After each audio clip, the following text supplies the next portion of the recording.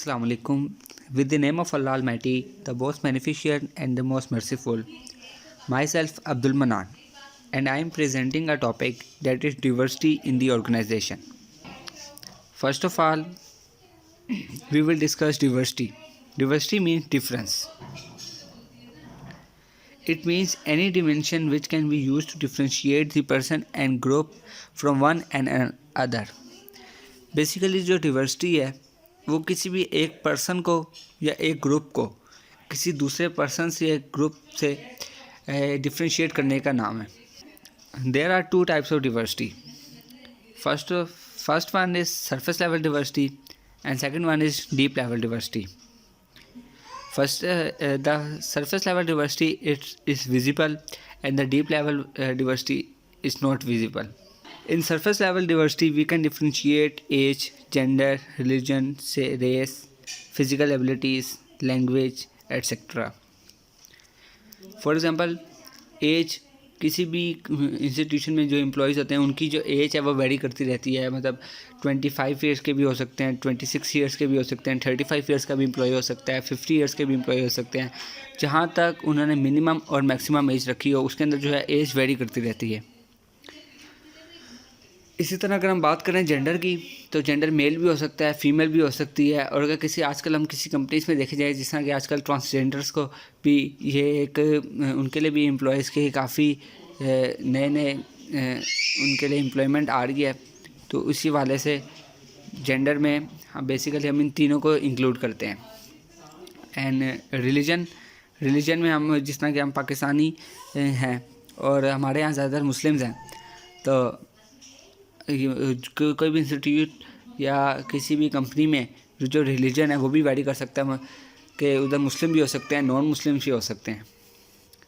Race and ethnicity में ये आता है कि रंग ज़ात पात से जो है कोई भी इंस्टीट्यूट वो उससे बड़ी ज़िम्मा होता है और उसके अंदर उसकी कोई हैसियत नहीं होती.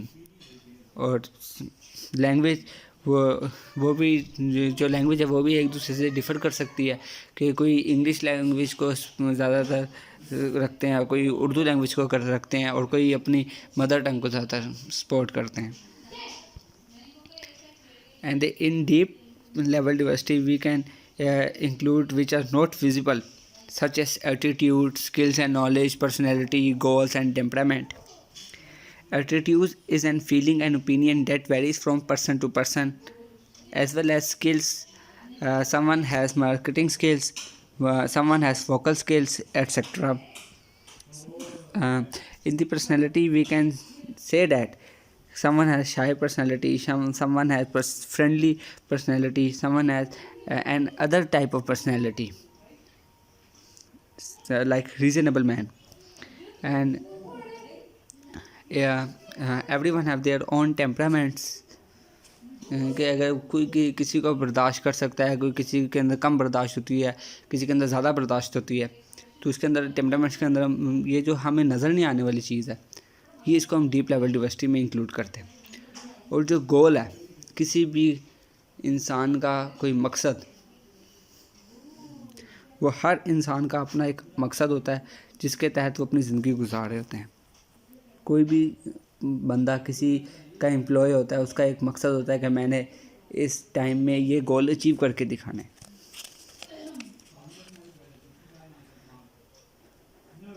Diversity in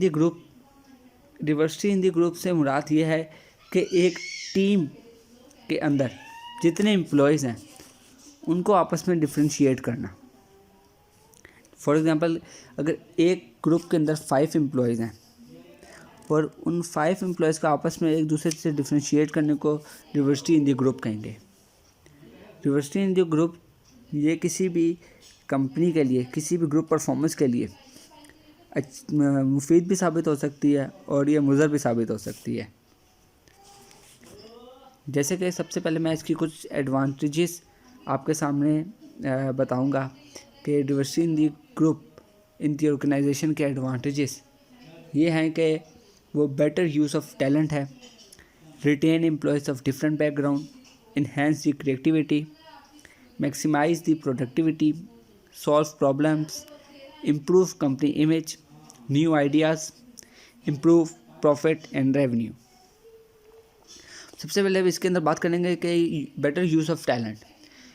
better use of talent ये है कि अगर एक कंपनी के अंदर 5 एम्प्लॉयज़ हैं, एक एम्प्लॉय का पर्सनैलिटी बहुत अच्छी है, एक एम्प्लॉय की वोकल स्पीच बहुत अच्छी है, एक एम्प्लॉय की मार्केटिंग स्किल्स बहुत अच्छी हैं, अगर वो उनके अंदर आपस में यूनिटी है, कम्युनिकेशन स्किल्स हैं, तो वो एक दूसरे की मदद के साथ वो अपनी कंपनी को, अपने ग्रुप को लीड कर सकते हैं इस हद तक कि अगर उनको कोई टास्क दिया जाता है तो वो एक दूसरे के ऊपर जो मार्केटिंग स्किल्स में जो अच्छा है उसको मार्केटिंग स्किल्स दे दी जाएंगी, मार्केट की जो मार्केटिंग उसको दे दी जाएगी, जो वोकल स्किल्स में अच्छा है उसको स्पीचेस दे दी जाएंगी, जो पर्सनैलिटी में अच्छा है, जो फ्रेंडली है, जो थोड़ा सा रीज़नेबल है, उसको जो है एक दूसरे से कम्युनिकेट करने के लिए उसको वो स्किल्स दे दी जाएंगे। इसी तरह retain employees of different background, कि जब कोई गांव का बंदा या कोई शहर का बंदा या कोई जिस तरह के पाकिस्तान में साउथ पंजाब, ईस्ट पंजाब के डिफरेंट स्टूडेंट्स आते हैं, अगर वो एम्प्लॉयज़ हैं, किसी जगह पे काम करते हैं, तो अगर हम देखा जाए तो वो एक दूसरे के साथ अपना एक्सपीरियंस शेयर कर रहे होते हैं और वो एक दूसरे से किसी ना किसी को दूसरी कोई चीज़ सीखने को लाजमी मिलती है। इन्हेंस की क्रिएटिविटी में ये आता है कि वो एक दूसरे की क्रिएटिविटी को बढ़ाते हैं। एक दूसरे बंदे से जब एक चीज़ सीखता है या फिर उसको देख के ज़्यादा अच्छा परफॉर्म करता है तो उसकी वजह से ग्रुप परफॉर्मेंस अच्छी होती है। इसकी वजह से जो है, अगर आप ग्रुप परफॉर्मेंस में अगर उनके अंदर कम्युनिकेशन है तो उसकी वजह से प्रॉब्लम्स जो हैं वो इजीली सॉल्व कर ली जाती हैं। उसकी वजह से कंपनी का इमेज जो है वो दूसरे लोगों के सामने, आम पब्लिक के सामने अच्छा पड़ता है। तो और ये जो ग्रुप है, ये जो आइडियाज़ हैं, अगर ये आपस में एक दूसरे के साथ कम्युनिकेट करते हैं तो ये आइडियाज़ भी अच्छे देते हैं और जिसकी वजह से कंपनी का प्रॉफिट अच्छा होता है और ये अच्छा रेवेन्यू क्रिएट करती है। इसी तरह जिस तरह इसके अगर एडवांटेजेस हैं तो इसके डिसएडवांटेजेस भी कुछ हैं। So I will discuss disadvantages of diversity in the organization that are too many opinions. That is, there if there are many persons in the group, everyone have their own opinions. अगर किसी भी company में या किसी भी company में कोई group है, उसके अंदर 5 एम्प्लॉयज़ हैं, तो अगर हर कोई एम्प्लॉय अगर उनके अंदर कम्युनिकेशन नहीं है, तो अगर हर कोई एम्प्लॉय अगर अपनी ओपिनियन देगा तो उसकी वजह से उनके दरमियान जो है वो तसादुम पैदा होगा, जिसकी वजह से जो है कंपनी जो है वो कंपनी में जो वो ग्रुप है वो अच्छी परफॉर्मेंस नहीं करेगा। Different language is also a disadvantage, disunity, education level and communication problem. Disunity, अगर उनके अंदर इत्तेहाद नहीं है, if there is no unity between them, then this is the main disadvantage of diversity in the organization. And if they have education level differ from, if their education level varies, if someone is graduate, if someone is metric pass, if someone is college pass, so it is a disadvantage of diversity in the organization. And the main point is the communication problem. Communication problem is the main disadvantage of diversity in the organization, as if there are no communication between them, so how they can resolve the situations. So I will tell you how to manage diversity. If they have communication problem, then how to manage the diversity between the group and between the employees of the group. To resolve the diversity between the group, between the employees of the group, it can include effective communication,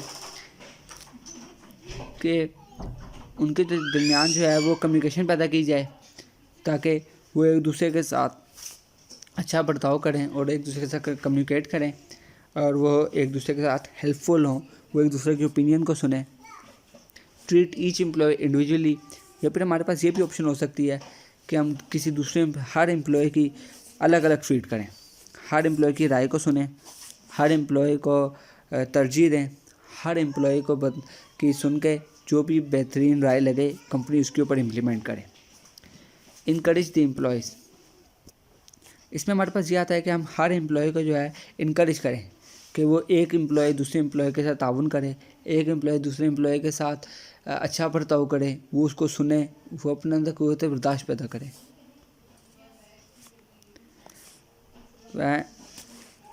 और इसके अंदर हम ये भी शामिल कर सकते हैं कि rules should be standardised and objective, कि जो रूल्स हैं, जो असूल हैं, which are made by the organisation, वो सब के लिए एक होने चाहिए, और मतलब उसमें किसी भी किस्म का जो है वो लचक नहीं होनी चाहिए, कि वो तमाम अफराद के लिए बराबर होने चाहिए। हायरिंग ऑफ एम्प्लॉयज़ में यह है कि जो एम्प्लॉयज़ की हायरिंग है वो जो है कंपनी जो है अच्छी से अच्छी हायरिंग करे, ताकि वो किसी को किसी पे तरजीहात ना दे, कोई सिफारिशी आ जाए या कोई अगर उनका कोई ख़ास बंदा है तो उसको छोड़ के अगर किसी ग्रेजुएट को नहीं लेते, वो उसको अपॉइंट कर लेते हैं, तो वो उसकी वजह से भी कंपनी जो है वो उसमें डिवर्सिटी पैदा होती है।